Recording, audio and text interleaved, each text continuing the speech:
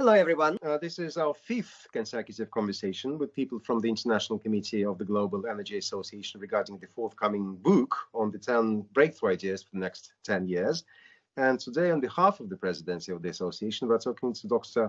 Adnan Amin, who is, of course, from the International Renewable Energy Agency and member of the International Committee, and whose idea is very strange indeed. Hello, Dr. Adnan. Hello, Dr. Believ. How are you? Good. Yes, well, good. Yourself, I think, given the circumstances, this conversation will never end because first thing, let's put it away. We're happy. Now, the strange idea is that we're talking about hydrogen. Now, this is something so less exotic than floating nuclear reactors we were talking about last time round. Everyone is aware what hydrogen is because we all are graduates of secondary school. But isn't hydrogen the substance which occasionally explodes? Well, yes, but so does nuclear material, and so does gasoline, and so does natural gas. A lot of things have the tendency to explode.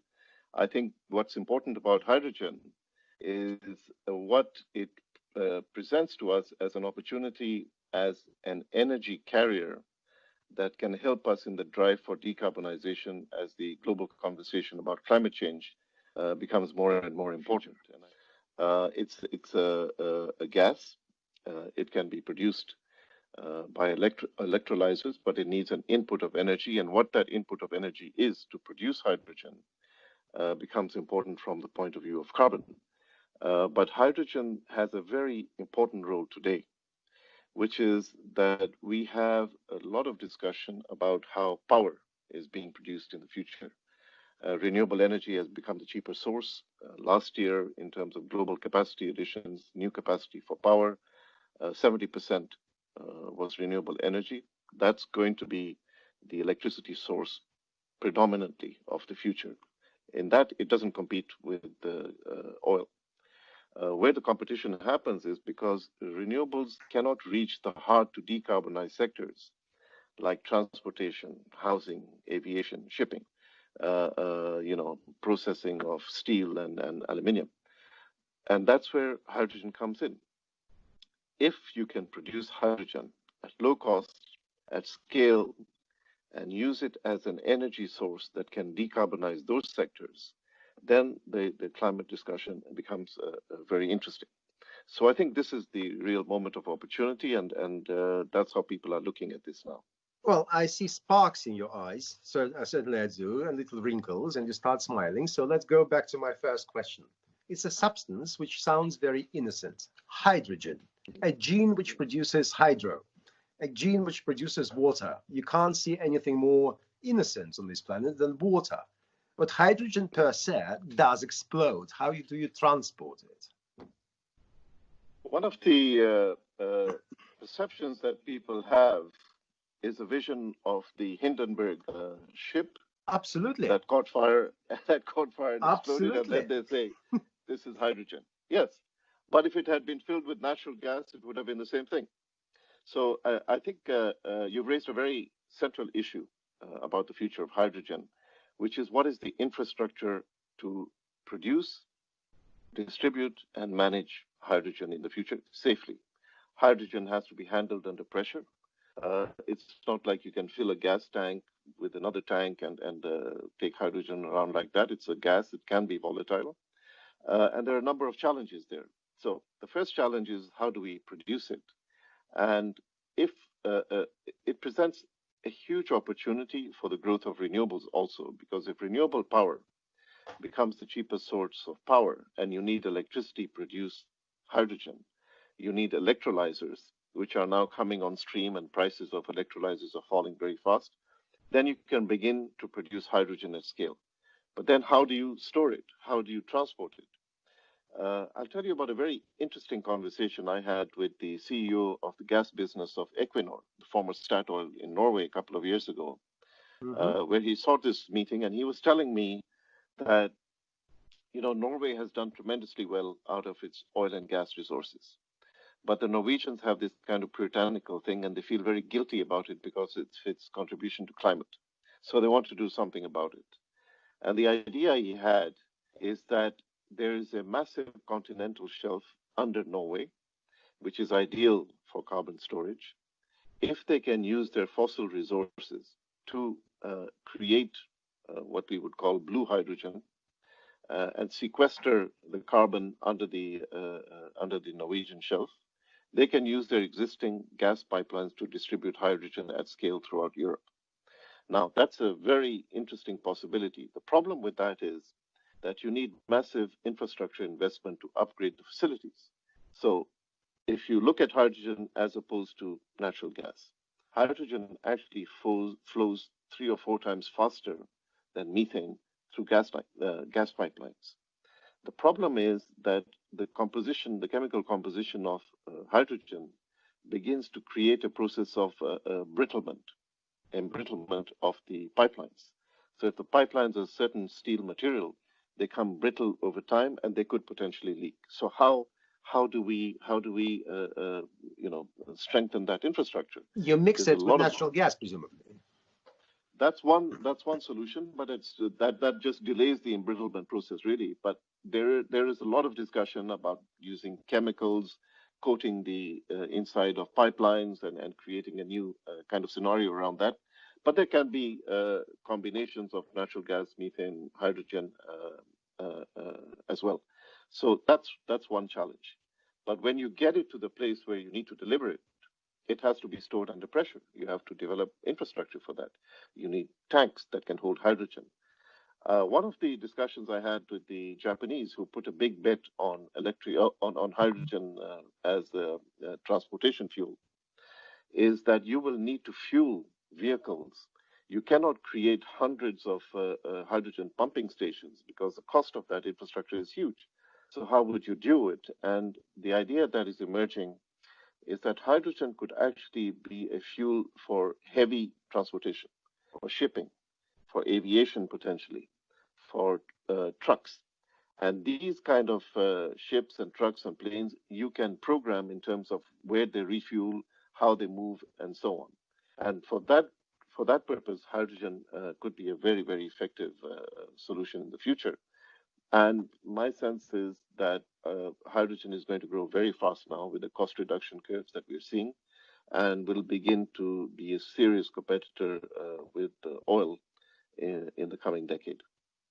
Okay, you were born in Kenya. I was born in Cuba. You got your education in England, so did I partially, but also Montevideo, Uruguay. So you and I have this feeling, other than representing the tribe of global trotters, we have this feeling of understanding the developing world. What you've just said is very interesting and very promising, but you mentioned Norway. Norway is not exactly Kenya. Germany is not Cuba, etc. Now, when you look at this from the perspective of the developed world, from the perspective of people who are happy to spend more money on environmentally friendly technology, that's one thing. How do you explain this idea? How do you sell it to the developing world? It's a question of economics. And at the base, I'm an economist. And if you look at it from the economic perspective, we have an energy system now that creates, a form of pollution, which is an economic cost, which is externalized. It's given to others to pay. So people who don't actually use that energy are the ones who are paying the cost of the pollution, either in terms of carbon or health impacts or whatever. Or deforestation, for that matter. Or deforestation, indeed.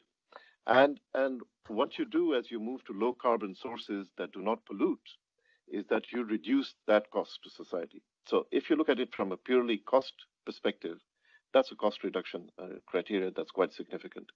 But in terms of finance, in terms of what it costs and what you pay and how that plays out, it's very clear that the technology leaders are going to be the ones that take this forward.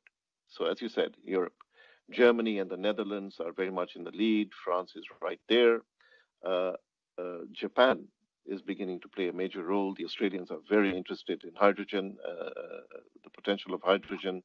And China is beginning to enter the hydrogen discussion in a very big way. And the Chinese have a huge advantage because they have installed huge amounts of renewable power generation capacity, which is often curtailed, which which means that a lot of their solar and wind at any particular time is not being used.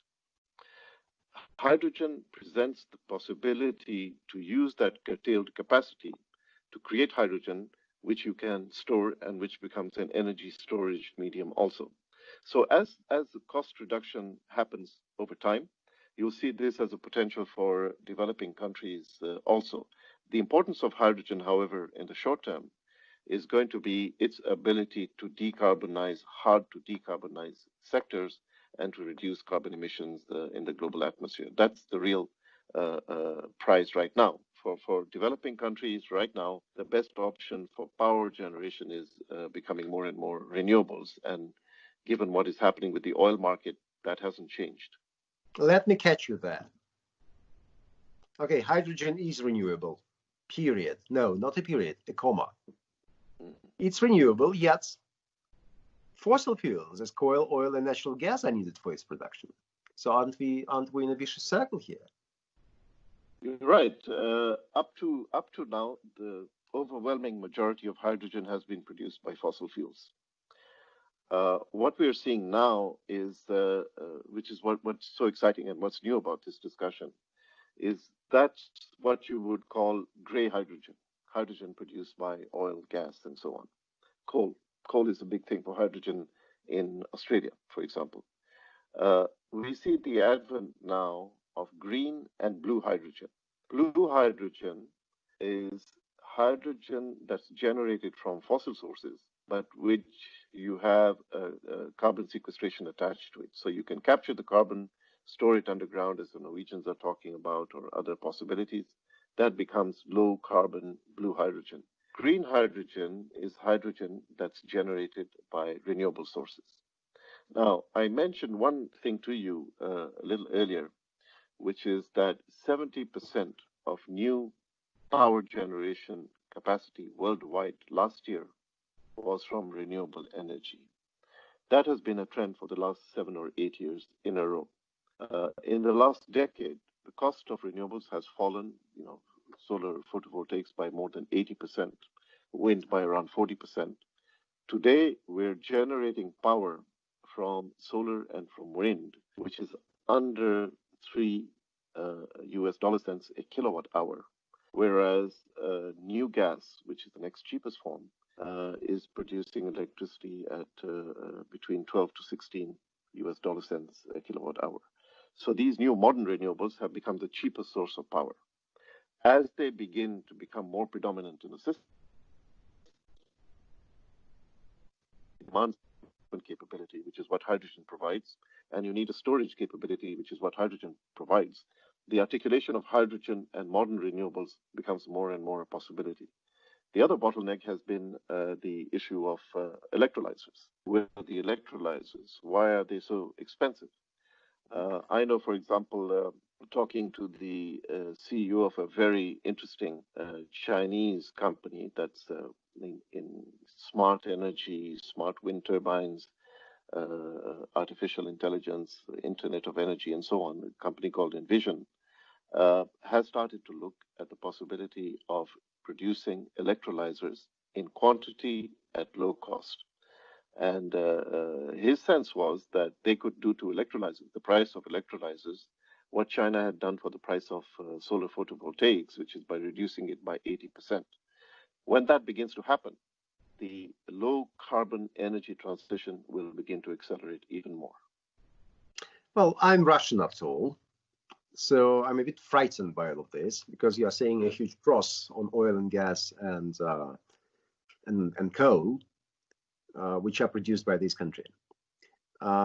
And when you say that there are now new technologies which allow to produce hydrogen without applying to coal, oil, and natural gas, you are destroying hundreds of thousands of jobs in this country by saying that. What's the way out? It's a very interesting thing. And Sergey, I've got to know Russia quite well. And I must say, Russian history, Russian people, Russian culture has become very, very interesting to me. I enjoy it very much, and I'm very happy to be part of this jury for the prize. Thank you. But I believe in the intellectual capability and innovation the Russians are capable of. I've met Russians in engineering sector, in the energy industry, who are among some of the best engineers I've seen anywhere in the world. It was told to me by a British person that he said, never underestimate what Russian scientists are capable of doing. The one thing they are not capable of doing is commercializing. So he and his company had actually taken Russian innovation at very low cost, commercialized it, and made a fortune. Yes, that's very much the case. Yes. The Russians are not able to do it. And I think that's where you need to pay attention, because what I think Russia faces is the same problem that many resource-rich countries face. I lived in Abu Dhabi, I go to Saudi Arabia, and I work with them a lot. They have the same problem. But if you look at the response of different countries, look at the UAE, they have embarked on a very ambitious program of diversification. United Arab Emirates, just let's explain it to someone who's not familiar with the acronym, yes. United Arab Emirates have embarked on a very ambitious program of economic diversification, creating new areas of value added, investing in new areas, using their oil wealth to create an economy for the future that is not totally reliant on oil. And there was a fascinating talk I attended with the Crown Prince of the UAE. This was several years ago. He doesn't talk that much in public, but this was a very privileged and very interesting discussion where he said, talking about the future of the country and of oil, he said, we know that the time will come soon when we will export the last barrel of oil. And it will not be because we don't have oil. It will be because there's no demand for the oil. And how should we feel at that time? And he said, we should feel happy about it, because what we should do now is prepare ourselves by educating our people, creating an infrastructure for the future, investing in high-tech industries, investing in new types of manufacturing, utilizing the new emerging technologies of artificial intelligence, robotics, and so on, to create a new paradigm for the economy for the future. The Saudis are trying to do the same thing, but in a very difficult environment. They have the Vision 2030. The current oil shock has created a huge financial problem for the Saudis, and that is a little bit shaky.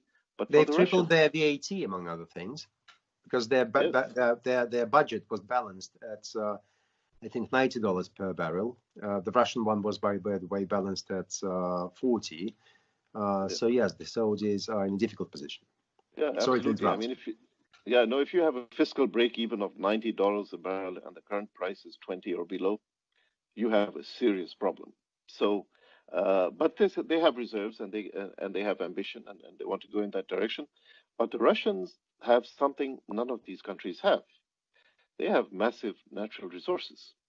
They have huge scientific and technical capability, because the future of hydrocarbons is not going to be a waste by burning them for a little money. It's going to be through value added through petrochemicals and other utilization for this kind of energy source. So I think the real challenge for Russia is going to be, how do we create the economy of the future, and how do we innovate ourselves out of this situation? And let me be very clear. It is my absolute conviction, having worked in this field very intensively for the last 10 years, that the future of hydrocarbons is going to be very different from the past. Let's see, but let me ask you the very last question. I don't really want to spoil your future, because otherwise we'll cover everything and there won't be anything left for the article, for the it's not my future. It's not my future. It's the future that we see according to science and projection. But let me ask you this, and I'll be quoting, because this is a complex question, and to be honest with you, this one was prepared for me by the wonderful staff of the Global Energy Association. Now, researchers from the French Alternative Energies and Atomic Energy Commission have compressed hydrogen to a metal state, METAL. Previously, this was done by scientists from Harvard, where you work now, but as it turns out later, I don't know what I'm talking about here, so I may be exaggerating, but I quote, as it turned out later, they lost the sample. Is it true, by the way? I wouldn't be able to say. Okay. According to NASA representatives, metallic hydrogen is very promising. It can be used as an innovative rocket fuel. What can we expect from the new material? Is it really a viable perspective? I think that there are many potential technologies that are out there, including this. But I think that this one is so far out in terms of cost and technical feasibility that the real change is going to come from actually the production, distribution, and utilization of hydrogen in conventional ways, rather than looking for a silver bullet. You know, I found in the energy business, anybody who looks at a silver bullet will end up having that silver bullet destroying their career. Isn't hydrogen one? No, silver bullet is a one-off event that creates a new future by itself, and hydrogen cannot do that.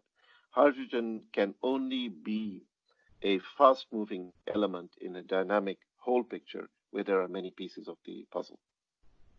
Lovely. Well, thank you so much indeed, Dr. Amin, for this conversation. And I'm looking forward to getting that chapter of yours and by your colleagues dedicated to the subjects. To be honest with you, I was a bit surprised when I saw so many people from our international committee and from the expert circle suggesting that we write a chapter on hydrogen. And now it looks like we'll have 2.5 chapters dedicated to this material, of which we've all heard since our secondary school days, but which is coming on this new horizon. Thank you, sir. Absolutely. Thank you, Dr. Briliev. A great pleasure to talk to you. And let me say, I'm also working on the geopolitics of the energy transition. The geopolitics are going to change quite dramatically. The conditions of different countries are going to change. And I think that's also an area that we need to give a lot of attention. Absolutely. Our next chat is going to be about this. Thank you. Great pleasure talking to you. Thank you. Thank you. Bye.